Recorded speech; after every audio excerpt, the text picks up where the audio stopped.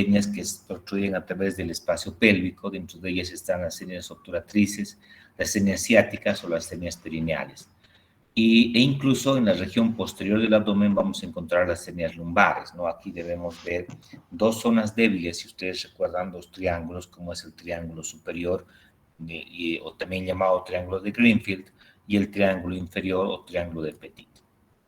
Entonces, para entender la anatomía o para entender en realidad la fisiopatología de la hernia inguinal y femoral, primero debemos recordar la anatomía de esta región.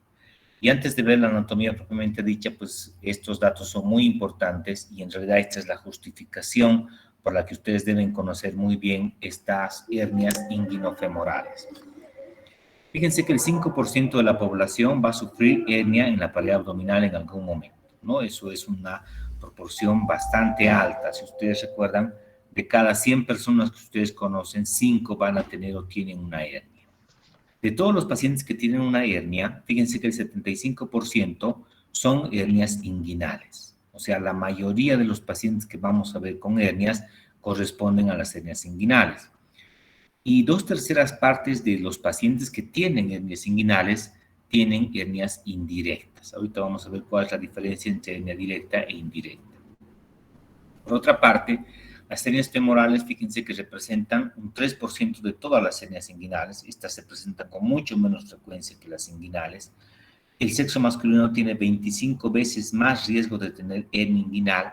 Y fíjense que de estas predominan las indirectas. Habíamos dicho en una proporción 2:1 en relación a las directas.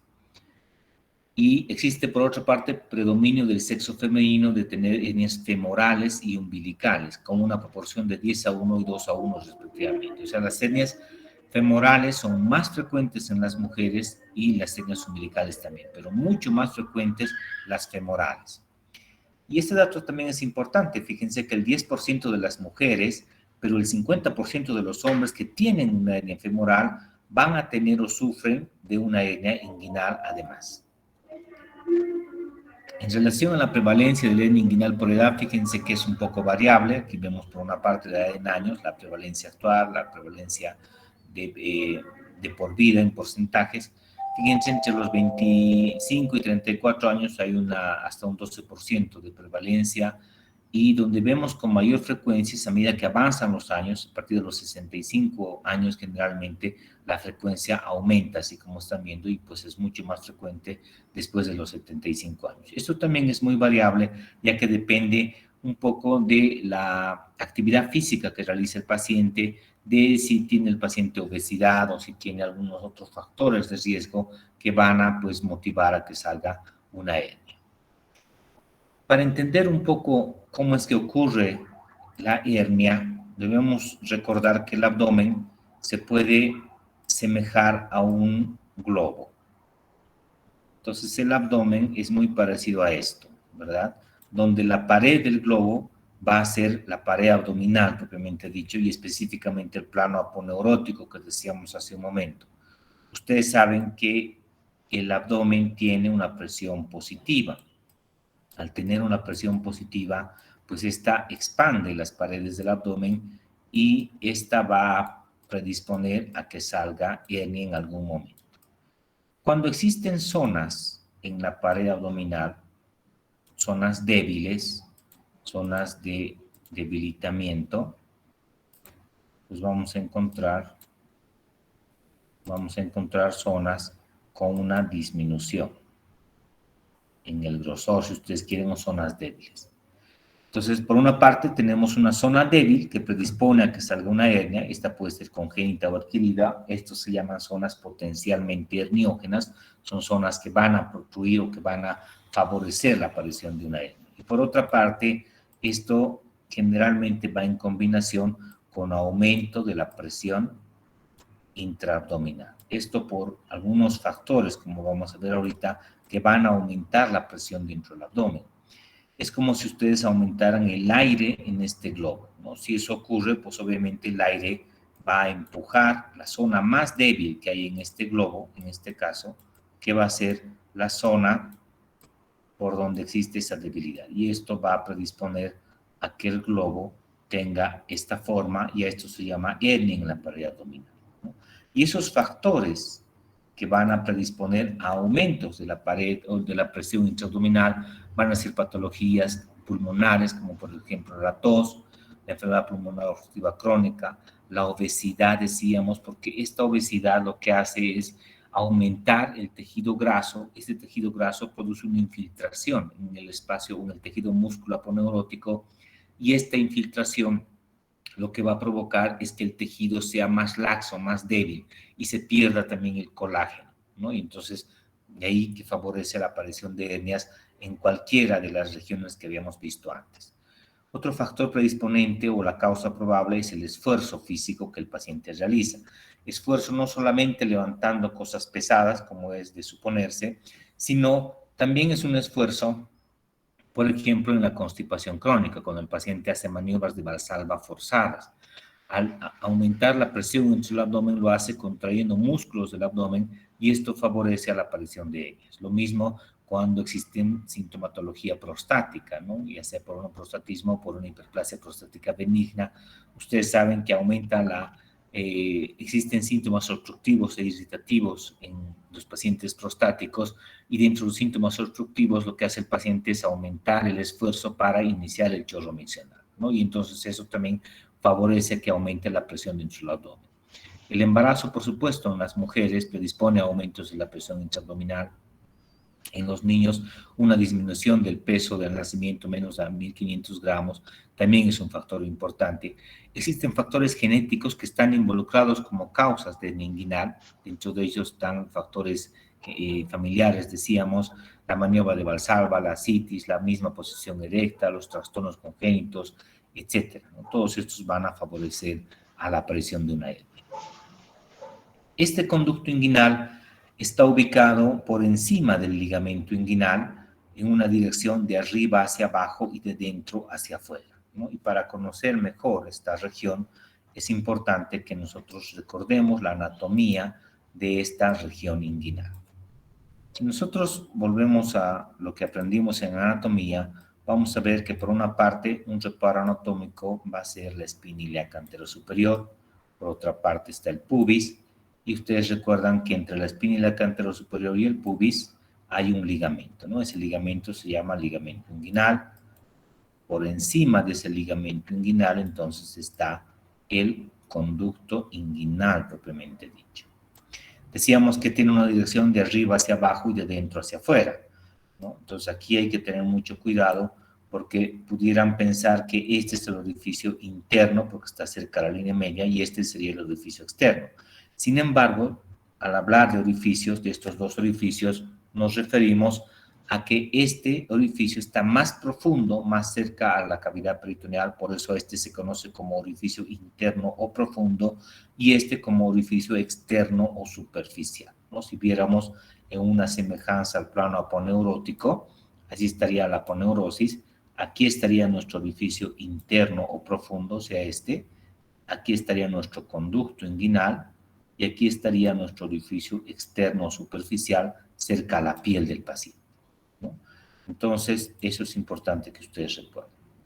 Después, si ustedes recuerdan, este conducto inguinal está formado por 4 paredes, ¿no? Ya habíamos visto que tiene 2 orificios, el orificio interno profundo, externo superficial, y 4 paredes. De esas paredes, esta es la pared anterior, esta sería la pared superior, esta es la pared inferior y la pared posterior estaría aquí atrás. Entonces, las paredes de este conducto inguinal están formados por los elementos que forman la pared abdominal misma. Si ustedes recuerdan, en la anterior clase habíamos visto que la pared está formada por la piel, el tejido celular subcutáneo, está formada por el plano músculo aponeurótico. Habíamos visto que en la parte lateral está el músculo oblicuo externo, oblicuo interno, el músculo transverso. Después está la fascia transversalis, la grasa preperitoneal y el peritoneo parietal posteriormente, ¿no? Entonces, si nosotros vemos un poco en la parte media, vamos a encontrarnos que aquí está el músculo recto anterior del abdomen, de un lado y del otro. Entonces, a este nivel no hay músculo recto anterior del abdomen, sino está solamente los músculos laterales que corresponden al oblicuo externo, interno y transverso. Y esos precisamente van a formar también las paredes de este conducto inguinal. El oblicuo externo, si ustedes recuerdan, es un músculo que se inserta a nivel de las caras laterales de las 6 a 7 últimas costillas, y desde aquí habíamos visto que sus fibras se dirigen de arriba hacia abajo y de la parte externa hacia la parte interna, entrelazándose con las del lado opuesto. Entonces, así forma la pared anterior del conducto inguinal la aponeurosis de este músculo oblicuo externo. Entonces, el músculo tiene una dirección en este sentido. El músculo oblicuo externo se entrelaza con las del lado opuesto, formando la vaina anterior de los rectos y la línea alba, si ustedes recuerdan. Entonces, a este nivel, las fibras del oblicuo externo van a formar la pared anterior del conducto inguinal. A este nivel no hay músculo, porque el músculo termina aquí arriba. Hasta aquí es músculo y desde aquí es solamente aponeurosis del músculo oblicuo externo que le sirve como un tendón de inserción a este músculo. De manera que si hacemos un corte transversal de este conducto inguinal, vamos a ver que la pared anterior está formada por la aponeurosis del músculo oblicuo externo. La pared inferior, que es esta que están viendo, está formado por el ligamento inguinal. Este ligamento inguinal es nada más que el borde inferior de esta aponeurosis que habíamos visto del músculo oblicuo externo. Si ustedes recuerdan, este músculo oblicuo externo se inserta, decíamos, en las caras laterales de las 6 a 7 últimas costillas, en la cresta ilíaca, en la espina ilíaca anterosuperior y también en el pubis.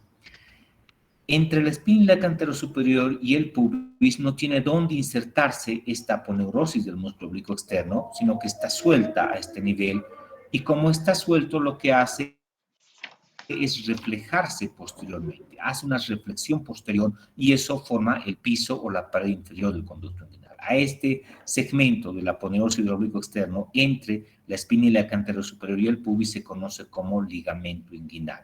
Por eso la pared inferior del conducto inguinal está formado por el ligamento inguinal. Si nosotros viéramos la imagen, recordando, decíamos que la pared anterior estaría formada por la aponeurosis del músculo oblicuo externo, la pared inferior por el ligamento inguinal, y habíamos visto que esa pared inferior es nada más que una reflexión posterior de esta misma aponeurosis que es el oblicuo externo, ¿no? Por eso esto forma el piso o la pared inferior del conducto inguinal. Esto sería la parte externa y esta sería la parte interna. La pared superior está formada por el músculo oblicuo interno y músculo transverso. A este nivel, estos músculos, oblicuo interno y músculo transverso, si ustedes recuerdan, también se insertan en la cresta ilíaca, en la espina ilíaca anterosuperior, y también se inserta en el pubis, ¿verdad? Entonces estos músculos se insertan como en un arco, así como están viendo, como si fuera un arco. No llegan estos músculos a la altura del ligamento inguinal, sino que terminan aquí arriba. A este nivel, estos dos músculos, oblicuo interno y músculo transverso, se unen sus fibras para formar el tendón conjunto, que en realidad no hay un tendón verdadero, ¿no? El tendón verdadero solamente está presente en un 10 a 15% de los casos. En el resto, solo es la unión del oblicuo interno y músculo transverso. Entonces, si volvemos a esta imagen lateral, decíamos, la pared anterior está formada por la aponeurosis del músculo oblicuo externo, la pared inferior por el ligamento inguinal y la pared superior que estaría formada por los otros dos músculos internos. Este es el oblicuo interno que está por dentro del externo y aquí estaría el músculo transverso. Habíamos visto que estos dos músculos a este nivel se unen sus fibras y a la unión del oblicuo interno y músculo transverso se llama tendón conjunto. Por eso el tendón conjunto va a formar la pared superior o el techo del conducto inguinal, esto que están viendo. Finalmente nos resta por conocer la pared posterior del conducto inguinal, que es esta que está aquí atrás. Esta pared posterior está formada solamente por la fascia transversalis. Entonces, aquí estaría formado solo por la fascia transversalis. Si ustedes recuerdan, esa fascia transversalis va todo el abdomen por detrás del músculo transverso. Después de esta fascia transversal, si ustedes recuerdan, estaba la grasa preperitoneal o tejido adiposo preperitoneal y finalmente estaba el peritoneo parietal. Entonces, repasando o volviendo a lo que decíamos antes, La pared anterior del conducto inguinal está formada por la aponeurosis del músculo oblicuo externo, la pared superior por el tendón conjunto, este tendón conjunto está formado por la unión del oblicuo interno y músculo transverso, la pared inferior está formada por el ligamento inguinal, que es una reflexión de esta aponeurosis del músculo oblicuo externo, decíamos, y la pared posterior, que es esta, está formado solamente por la fascia transversales.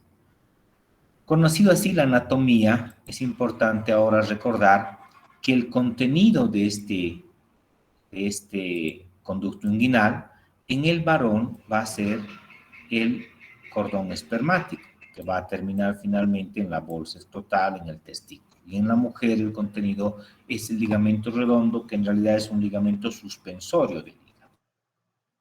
Ahora bien, entonces ya conocemos la anatomía de este conducto inguinal. Habíamos visto que presenta dos orificios, este que corresponde al orificio externo o superficial, este al orificio interno profundo, que tiene 4 paredes, la pared anterior, que es esta, formada por la aponeurosis del músculo oblicuo externo, la pared inferior formada por el ligamento inguinal, la pared superior formada por el tendón conjunto, que habíamos dicho que es la unión del oblicuo interno y músculo transverso, y la pared posterior formada por la fascia transversal. Ahora es importante aprovechar esta imagen para además ver los límites del triángulo de Hesselbach que vamos a ver ahorita. Entonces, este triángulo de Hesselbach está limitado hacia la parte medial por el borde externo del recto anterior del abdomen.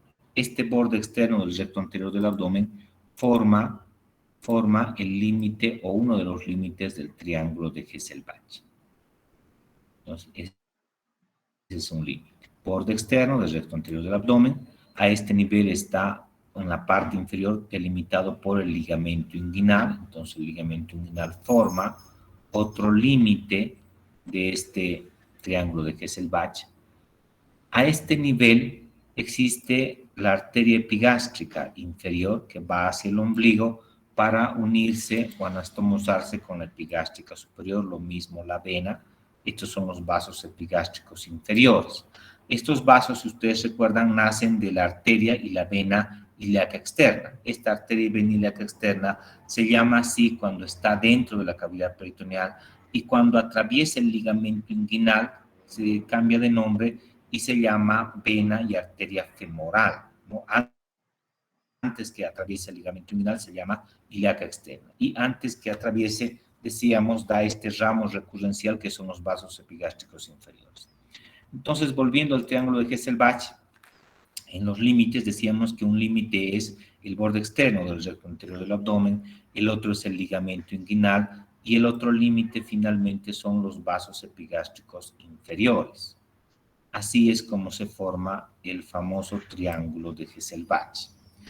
Bien, en esta región inguinal, así descrita, vamos a encontrar dos zonas potencialmente herniógenas, dos zonas que van a predisponer a que salgan hernias en el paciente, ¿no? Y estas dos zonas son, por una parte, el orificio inguinal interno o profundo y por otra, la pared posterior del conducto inguinal. Es decir, en esta región inguinal no existe otras zonas por donde va a procluir la hernia, excepto el orificio inguinal interno o profundo y la pared posterior del conducto inguinal. Estas dos son las únicas zonas por donde va a salir hernias en el paciente. Las hernias que salen por el orificio inguinal interno o profundo, las hernias que salen por aquí, se llaman hernias indirectas, ¿ya? Las hernias que salen por este orificio inguinal interno o profundo son hernias indirectas. Y las que salen por la pared posterior son hernias directas. Las que salen por la pared posterior del conducto inguinal son hernias directas. No hay otra zona por donde salgan hernias.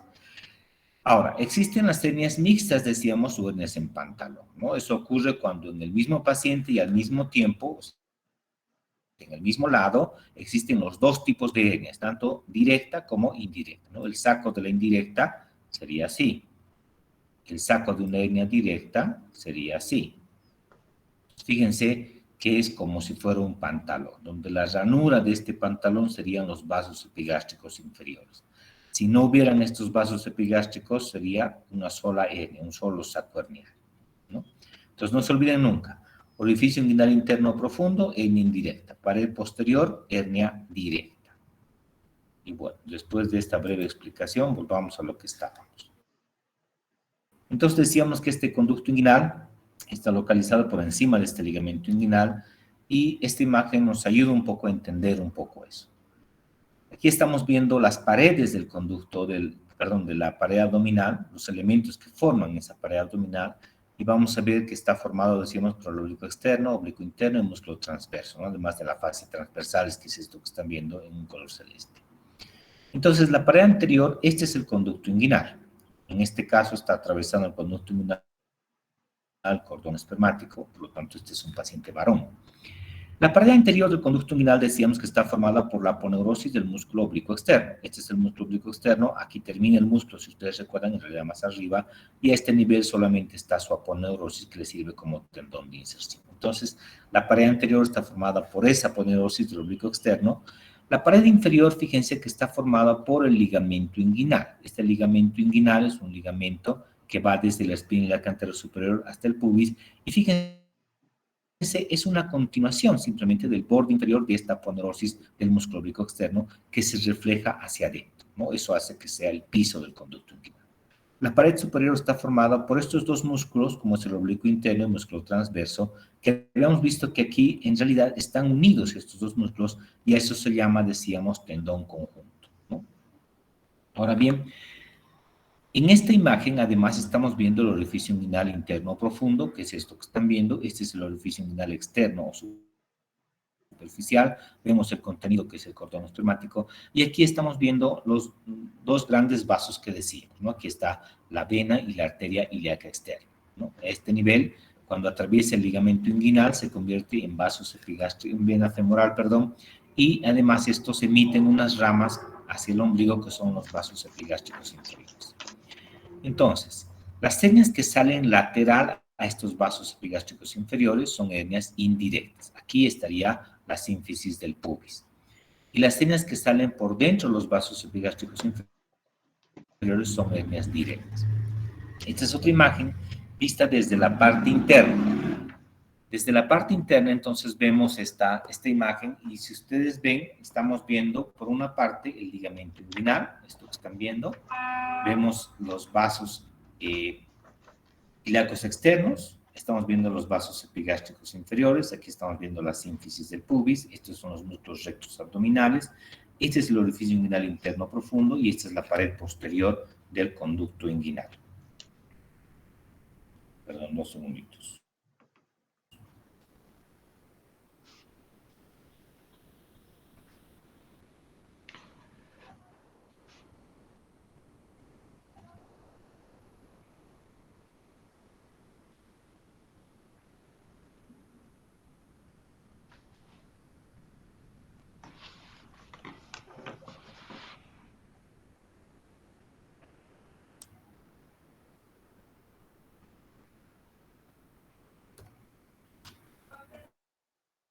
Esta es una imagen interna también, donde estamos viendo desde la parte interna los rectos anteriores del abdomen, la línea alba, la sínfisis del pubis y los mismos elementos que decíamos, ¿no es cierto? El orificio inguinal interno profundo, la pared posterior del conducto inguinal y los vasos epigástricos inferiores.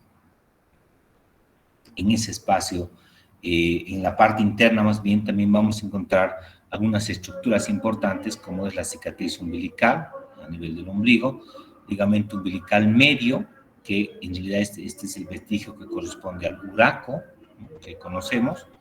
Después vamos a encontrar el ligamento umbilical medial, esto que están viendo en C, que es parte de la vena umbilical obliterada, y el ligamento umbilical lateral, que en realidad son los vasos epigástricos inferiores. Esto que recuerden es importante, porque cuando vamos a ver que hacemos la cirugía laparoscópica de hernia, tenemos que el corte del plano peritoneal llegar hasta este ligamento umbilical medial.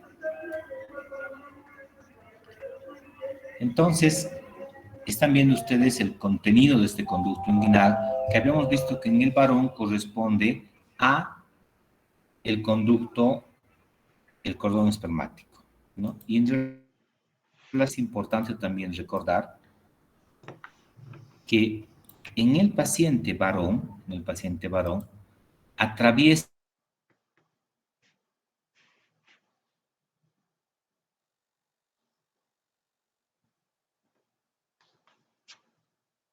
este contenido, a través de este conducto, el cordón espermático. En la mujer decíamos, embriológicamente, a este orificio inguinal interno o profundo, conocemos como conducto peritoneo vaginal.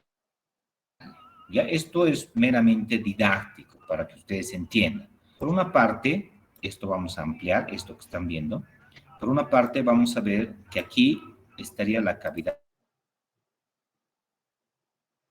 peritoneal. Aquí vamos a ver intestino delgado, intestino grueso, probablemente el epiplón mayor, etcétera, ¿verdad? Aunque en los niños no hay epiplón así tan grande. Entonces, es la parte interna, la cavidad peritoneal. Este segmento, entonces, si ustedes quieren, corresponde al conducto peritoneo vaginal, que en realidad es este orificio inguinal interno profundo. Normalmente, y se llama así porque esta es la cavidad vaginal embriológica, donde finalmente va a estar localizado el testículo, ¿no? Si ustedes recuerdan, el testículo está entre dos túnicas, la vaginal interna y la vaginal externa. Entonces, el testículo se forma en el abdomen y del abdomen lo que hace es descender y atravesar este conducto inguinal. Entonces, el testículo que se ha formado aquí en el abdomen, lo que hace es atraviesa este conducto y finalmente se localiza al nacimiento en la bolsa escrotal, ¿no? El testículo ahí. Esto quiere decir que embriológicamente este orificio inguinal interno o profundo, llamado conducto peritoneo vaginal, debe estar abierto. Debe estar abierto para permitir el paso del cordón espermático y del testículo en realidad. Cuando atraviesa el testículo este orificio, esto se cierra y deja pasar solamente al cordón espermático. A eso se llama obliteración de este conducto peritoneo vaginal, ¿no? Entonces, si al principio era así abierto, después que atraviesa el testículo, este se cierra y deja pasar solamente al cordón espermático, ¿no? Entonces, a eso decíamos que se llama obliteración del conducto peritoneo vaginal. En algunos casos no ocurre esto. Entonces, esto va a permanecer abierto.